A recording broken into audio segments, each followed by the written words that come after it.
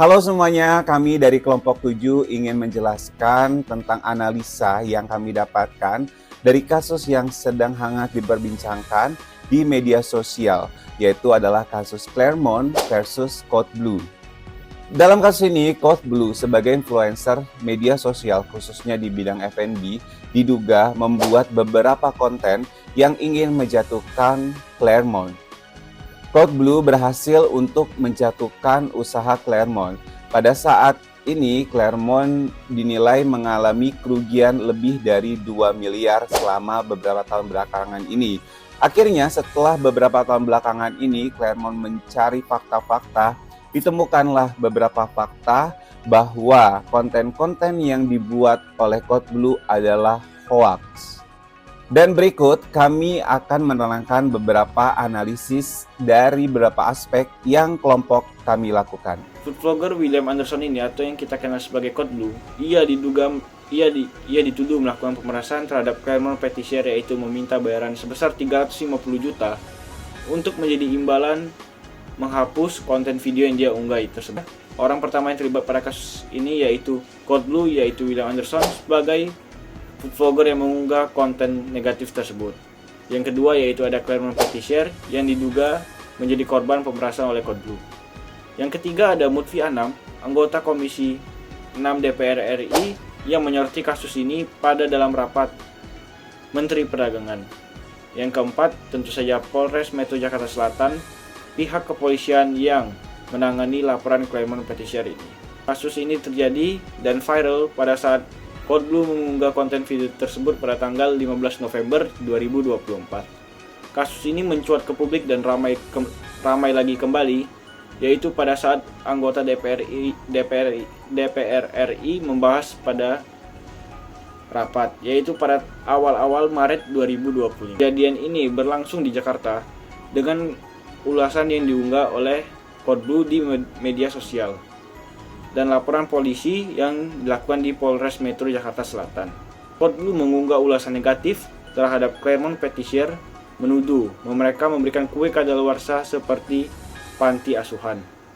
Setelah pihak Claremont ini membantah tuduhan Code Blue ini, ia diduga meminta uang sebesar 350 juta untuk menghapus konten yang Code Blue buat tersebut. Claremont kemudian melaporkan Code Blue pada pihak kepolisian karena menurut Claremont ini merupakan perbuatan yang menjelekkan toko kue Claremont Patisserie ini sendiri.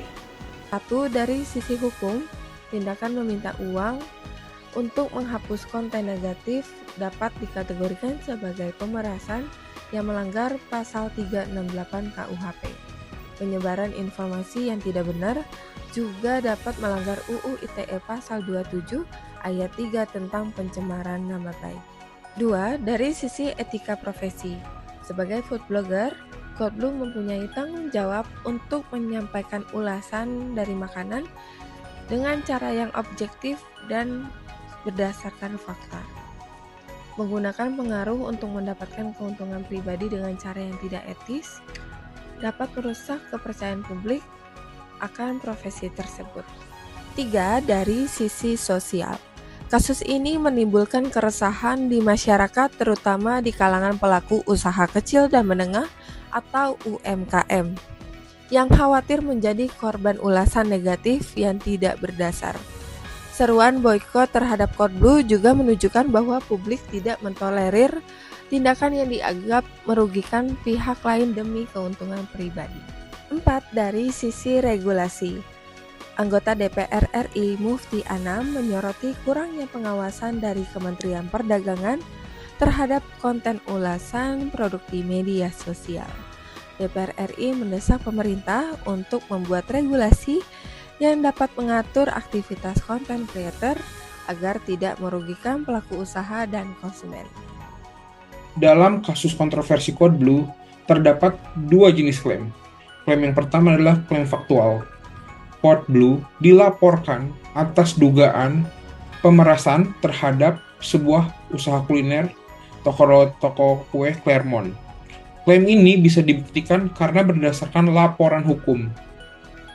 Jenisnya klaim yang kedua adalah klaim nilai. tindakan Code Blue dianggap tidak etis karena merugikan pelaku usaha UMKM. Klaim ini bersifat subjektif karena menilai perilaku seseorang berdasarkan norma atau etika. Dari kasus Code Blue dan Claremont, Code Blue disebut meminta sejumlah uang untuk menghapus video kontroversial hingga 350 juta rupiah. Tindakan ini dianggap sebagai penyalahgunaan pengaruh Code Blue sebagai food reviewer yang punya banyak pengikut. Contoh lain dari argumen induktif spesifik adalah warganet berbondong-bondong memberikan seruan boykot Code Blue di berbagai platform. Dalam kasus ini, Code Blue mengeluarkan argumen yaitu kewajiban mengungkap fakta untuk kepentingan publik. Sebagai food vlogger, Code Blue merasa ia memiliki tanggung jawab untuk mengungkap informasi yang mempengaruhi keselamatan dan kesehatan konsumen. Dalam hal ini, ia menyoroti dugaan pemberian kue kadaluarsa kepada panti asuhan oleh toko kue Claremont. Counter argumen dari toko kue Claremont terhadap Code Blue. Toko kue Claremont menilai bahwa Code Blue menyebarkan informasi yang tidak akurat dan menyebarkan informasi tanpa melakukan verifikasi yang memadai, sehingga menyesatkan publik dan merugikan pihak yang dituduh. Pada kasus Code Blue dan Claremont, ada 5 pola argumen deduktif, yaitu modus tollens, modus ponens, disjunktif, hipotetis, dan dilema. Pada modus ponens, jika seorang food vlogger menyebarkan berita palsu tentang suatu usaha, maka reputasi usaha tersebut akan tercemar. Pada modus tollens, jika Code Blue melakukan pemerasan kepada pelaku usaha, maka pelaku usaha tersebut akan melaporkannya ke pihak berwenang. Pada silogisme disjunktif, Code Blue melakukan penyebaran berita palsu dan melakukan pemerasan terhadap pelaku usaha. Pada silogisme hipotetis, jika usaha tersebut tercemar, maka usaha tersebut akan mengalami penurunan pendapatan. Dan yang terakhir dari sisi dilema, jika Code Blue tidak melakukan pemerasan tetapi hanya kritik objektif, maka pelaku usaha seharusnya menerima masukan. Berikutnya ada 2 contoh kesesatan berpikir informal yang terdapat pada kasus Claremont Bakery vs Code Blue atau tren boykot Code Blue. Ada appeal to emotion dan juga hasty generalization. Appeal to emotion adalah menggunakan emosi untuk membangun argumen daripada logika, misalnya menekankan dampak emosional dari tindakan Code Blue tanpa menyajikan data yang relevan.